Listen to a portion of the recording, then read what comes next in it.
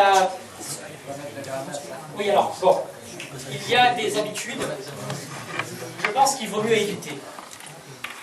Enfin, moi, j'ai pas lu, effectivement, ça peut exister, hein, les remèdes de grand-mère, les petites astuces que nous avons appris de nos ancêtres.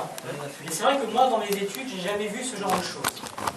Si, effectivement, ça peut apporter quelque chose, pourquoi pas, mais il vaut mieux éviter. Rester le plus standard, le plus basique, le plus simple possible. D'accord ? J'ai oublié de vous dire, pour l'arrêt cardiaque,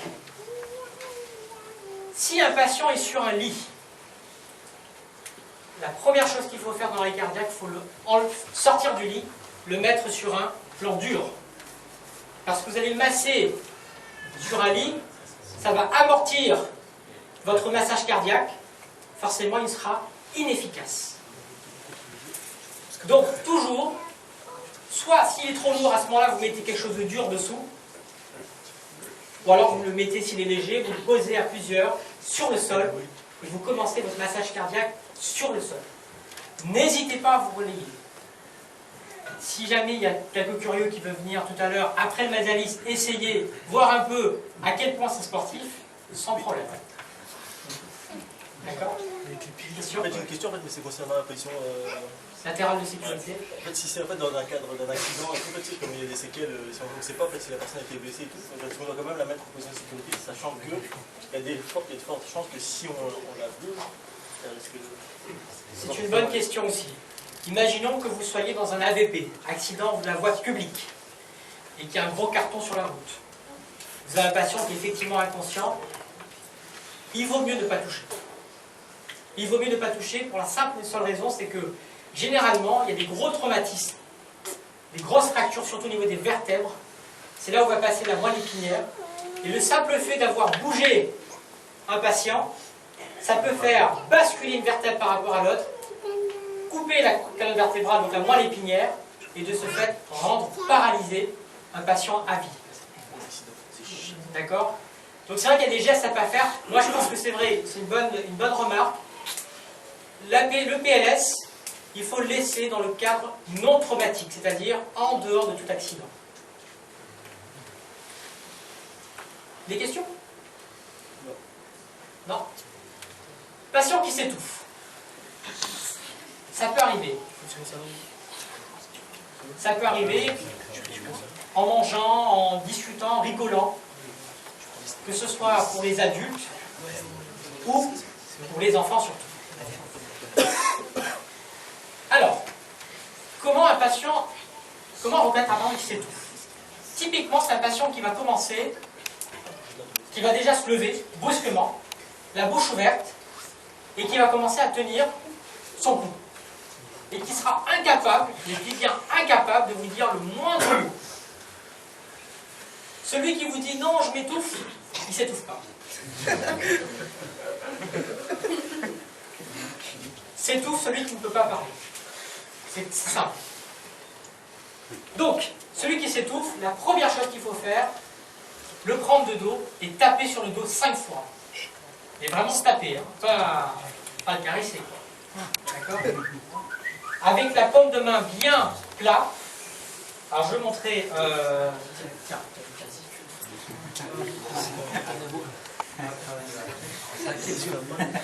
Vous avez donc vous avez deux os ici, les omoplates. D'accord ? Pour en taper au milieu. Vous le penchez légèrement vers l'avant et vous tapez 5 fois, bien comme il faut. Essaye une fois. Je crois que c'est lui qui va me taper. D'accord ? 5 fois. Si au bout de 5 fois, il n'a pas recraché ce qu'il a inhalé, on passe à une autre technique. L'autre technique, c'est de vous mettre derrière lui, de le prendre sous le bras, de mettre un poing juste en dessous du thorax, à ce niveau-là, bien le serrer et le faire pousser.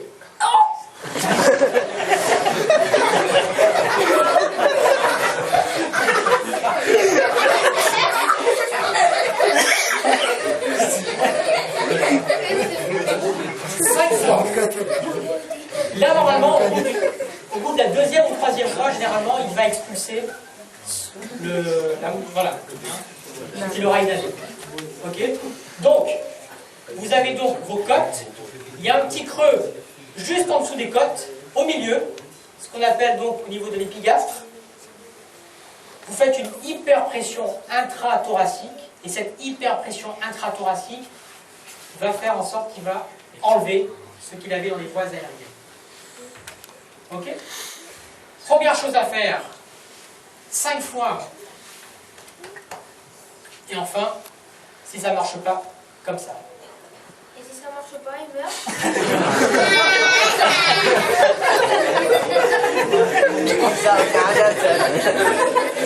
C'est à peu près l'idée.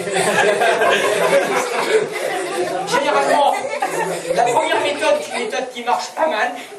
La deuxième méthode est très efficace. Donc je pense qu'il y a quoi 0,01% où il ne va pas éjecter ses liquide. D'accord. Docteur, il ne faut jamais donner quelque chose comme on le fait nous, de l'autre là, ou je ne sais pas, pour qu'on puisse.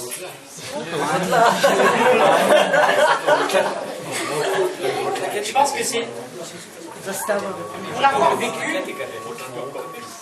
pour l'avoir vécu récemment chez un enfant qui avait un truc coincé dans la bouche.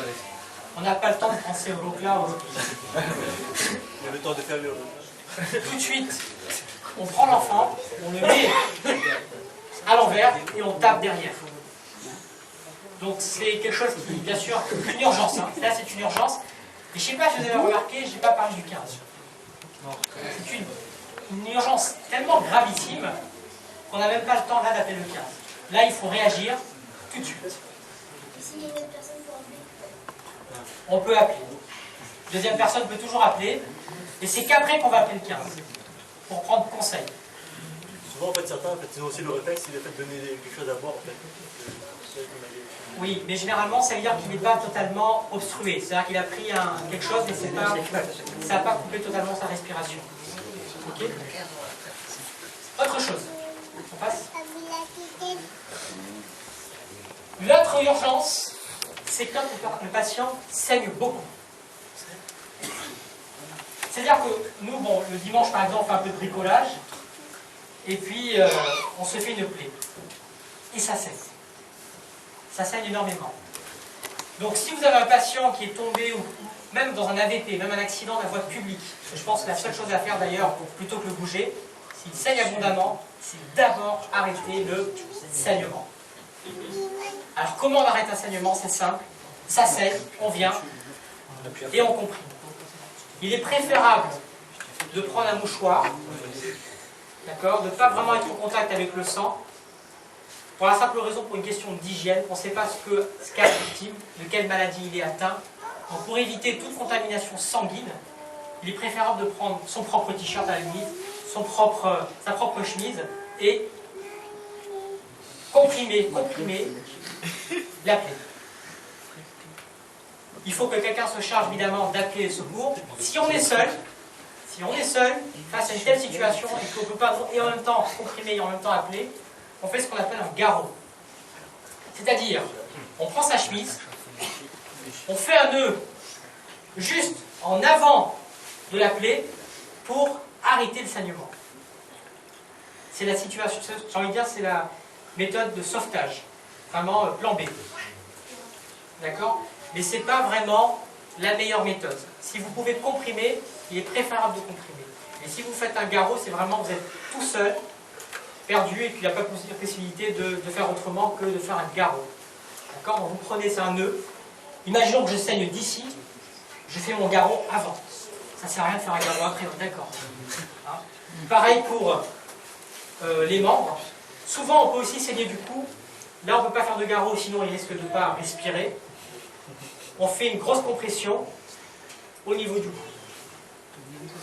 C'est le cas, même si s'il y a une fracture ouverte dans Oui. le corps, il faut comprimer.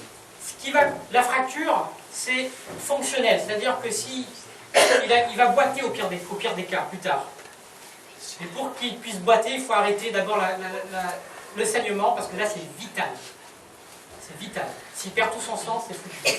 C'est l'hémorragie externe, donc il faut absolument arrêter le saignement, l'hémorragie, en comprimant. Ok? Et bien sûr, ensuite, appelez le 15 et le reste. Et si il a eu un coup de pistolet sur C'est pareil, il faut arrêter le saignement avec une compression. Le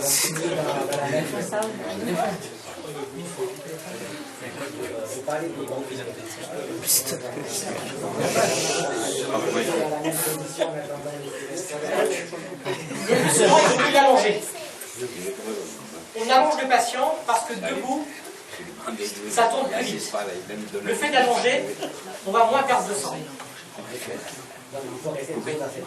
Toujours.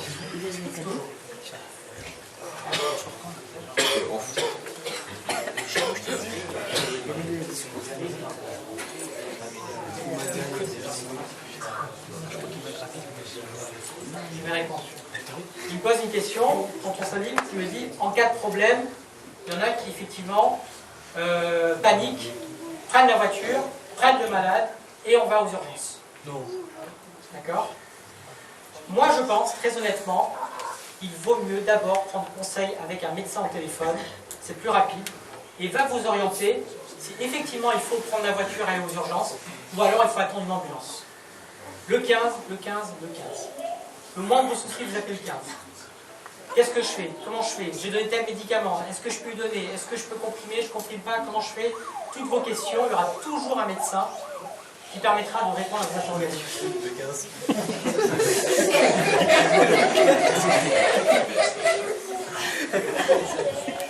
On passe? AVC. Alors, AVC, ça veut dire donc accident vasculaire cérébral. Il y a deux types d'AVC. Un AVC où une artère du cerveau éclate et ça fait ce qu'on appelle une hémorragie dans le cerveau. Ça, il y a des signes évidemment, il y a des signes, mais c'est beaucoup plus grave en termes de pronostic. Le deuxième type d'AVC, c'est que le vaisseau, l'artère qui va irriguer le cerveau se bouche. Ce qu'on appelle l'AVC ischémique. Un caillot dans l'artère. Dans les deux cas, il y a trois signes hyper importants sur lesquels il faut vraiment s'attarder. Le premier signe, c'est une déviation de la face. J'en ai déjà vu, hein. J'en ai déjà vu aux urgences des gens qui arrivent avec une tête déviée, comme ça. D'accord? Le diagnostic, il est visuel. D'accord? Deuxième chose, c'est le patient qui n'arrive pas à bouger un membre, ou qui sent moins bien un membre. Une force musculaire diminuée. Hein? Comme on dit, j'ai du mal à tenir quelque chose, hein? Ça, c'est un deuxième signe auquel il va faire très attention. Et le troisième signe, c'est la difficulté à parler. On ne trouve pas les mots, on n'arrive pas à articuler. D'accord? Quand on dit voiture, on va dire voiture, d'accord? Ou qu'on ne trouve pas les bons mots. Au lieu de dire je vais prendre la voiture, je vais prendre la porte et... D'accord? Et je vais à la plage, descendre l'escalier. Tout ça, par exemple, l'incohérence, c'est aussi un troisième signe. Le premier signe, la déviation du visage. Le deuxième signe, la faiblesse ou le fait qu'on ne sente pas un membre. Et le troisième signe, c'est le fait de ne pas parler correctement. Ces signes peuvent être présents tous ensemble ou il peut y avoir qu'un seul signe parmi les trois. Alors, ce qui est vicieux dans l'AVC, c'est que parfois, ce qu'on appelle, on fait des AVC temporaires. C'est-à-dire qu'on fait un transitoire. On fait un AVC, et puis le caillot se redissout. Finalement, on retrouve la normalité. Et puis on se dit, keine Wando, c'est bon, keine Tee, man sagt Armtür, puis c'est pas rien, keine Wando, et puis lundi après la télévision. Exemple. Souvent, malheureusement, j'ai eu des cas comme ça. Et ça, c'est grave. Parce que malheureusement, quand on a un AVC, surtout de ce type-là, avec un caillot se met sur une artère, il y a un traitement. On peut déboucher l'artère dans les 4h30 suivant les signes. C'est pourquoi il est hyper important, dès que les signes apparaissent, de noter l'heure et d'appeler le 15. Soit il y a un SAMU qui vient vous chercher, soit vous allez aux urgences et on vous prend en priorité aux urgences. Et après un scanner ou un IRM, on vous débouche l'artère dans la foulée. Après 4h30, une fois que le caillot est déjà là, c'est fini. Il ne se débouche plus. Et donc on va garder, j'ai envie de dire, à vie, cette séquelle, c'est-à-dire cette paralysie d'un côté. D'accord? Donc, le visage qui est un peu dévié. Alors le visage un peu dévié, je vais rentrer un tout petit peu dans le détail. Ça peut être aussi l'impossibilité de fermer un œil. On n'arrive pas à bien fermer l'œil. Ça aussi c'est un signe d'AVC. Ne pas tarder, courir aux urgences ou appeler le 15. Comment? Justement, l'âge est un facteur de risque. Plus on va prendre de l'âge, plus on risque de faire un AVC. J'ai déjà vu des AVC chez des patients de 25 ans. Ça arrive. C'est comme ça. Mais c'est rare. Par contre, j'ai déjà vu des AVC le plus souvent chez des patients de 70, enfin 65 à plus. Et c'est toujours pareil, je ne bouge pas d'un membre, ça me fourmille d'un membre, je ne sens pas bien mon membre, quand je tousse, je n'ai pas l'impression de toucher quoi que ce soit, je ne parle pas suffisamment bien, j'ai la bouche qui dévie, j'ai une partie de l'œil qui ne se ferme pas, même si c'est transitoire, même si les choses rentrent dans l'ordre, c'est pas normal. C'est déjà un signe d'alarme. Derrière ça, je vais là un tout petit peu en dehors du cadre des gestes d'urgence. Je fais juste un peu de prévention.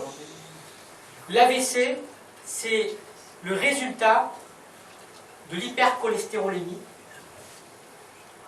Donc, attention à l'alimentation.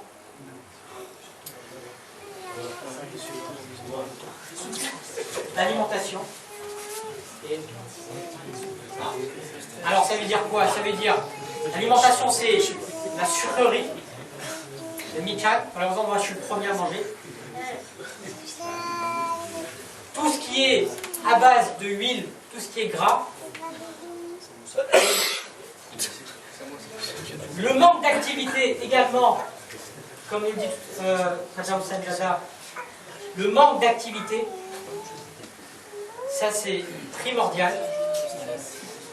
Le tabac, le diabète et l'hypertension artérielle. Ces 5 éléments, c'est les ingrédients pour faire un bon AVC.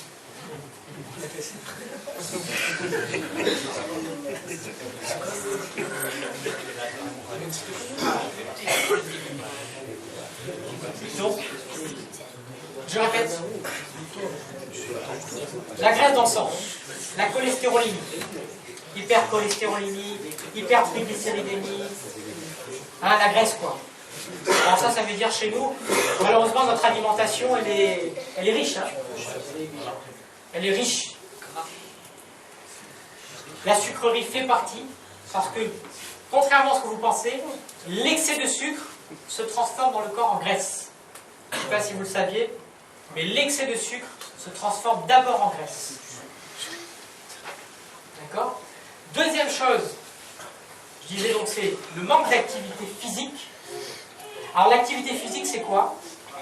C'est pas aller jouer au... Voilà, c'est pas le gros sportif, hein. C'est simplement faire de la marche. J'ai pas dit faire du sport, j'ai dit faire de l'activité physique. Marche. Marche, c'est quoi? C'est 3 fois par semaine, 30 à 45 minutes par jour. Et c'est pas la promenade, hein. C'est pas la promenade. La promenade, c'est... On ne se fatigue pas. Il faut qu'au bout de 30 minutes, on soit fatigué. Une marche soutenue. activité physique, le tabac, l'hypertension artérielle et le diabète mal contrôlé. La tension aussi non contrôlée, bien sûr. Si vous avez une tension artérielle qui est normale, si vous avez un diabète contrôlé, un bon diabète, il n'y a pas de souci. Les boissons aussi. Qui c'est qui a parlé? Les boissons. Oui, les boissons sucrées. Sucre égale graisse. Forcément. Le stress aussi est un facteur. Voilà. Donc l'AVC, ce n'est pas un geste vraiment d'urgence, on ne va rien faire d'urgent. En revanche, le réflexe là-dedans, ça doit être d'appeler le 15. Parce que vous avez, une fois qu'il y a un AVC, le compte à rebours est lancé. Vous avez 4h30 devant vous. Oui. Juste, je vais détailler rapidement, il me parlait de 2 cholestérols. Il y a effectivement 2 cholestérols dans le sang. Le bon et le mauvais. Le bon, généralement, on l'a très peu, forcément. Pour cela, il faut prendre de l'alimentation à base d'huile oméga 3, l'huile d'olive surtout. L'isio-4 en français, sans citer de nom. Et bien sûr, le mauvais cholestérol, c'est les fritures. Le beurre. Mais je pense qu'on va refaire un séminaire sur vraiment la prévention des maladies cardiovasculaires. Ça vous permettra de mieux réfléchir sur ça.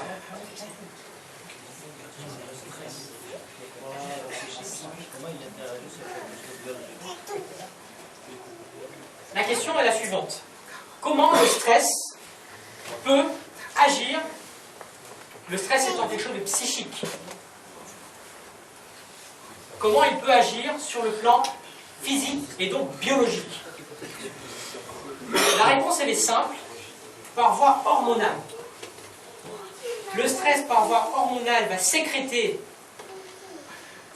un certain nombre d'hormones, et ces hormones qui sont retrouvées donc en grosse quantité alors qu'elles ne devraient pas, vont avoir des effets néfastes sur le cœur, la tension artérielle, le cerveau et aussi l'estomac, puisque ça va entraîner l'ulcère gastro-œsophagien, l'ulcère de l'estomac. Le stress. En résumé, encore un peu. Encore un peu. En résumé, face à une hémorragie, on comprime. Face à un inconscient mais qui respire, on le met sur le côté. Face à un arrêt cardio-respiratoire, on appelle le 15 et on commence rapidement le massage cardiaque. 30 massages, 2 insufflations. 30 massages, 2 insufflations. Mais pas des massages rythmés. Je crois avoir tout dit.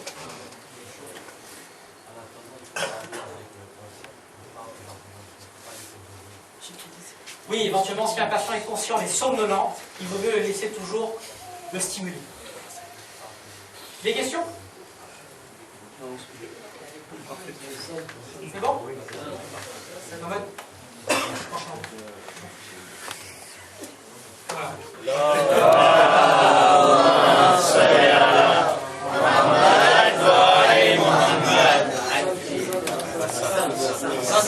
Ça, je suis désolé.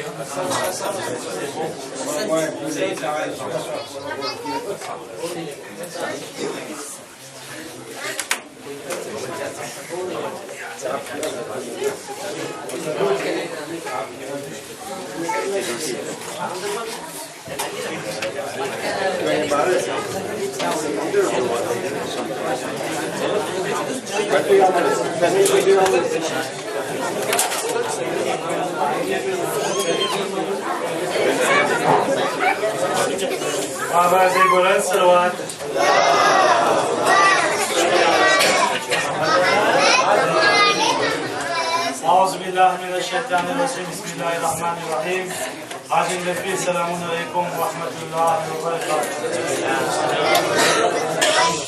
आज अपना विजय मान इमाम हसन अलैहि सलाम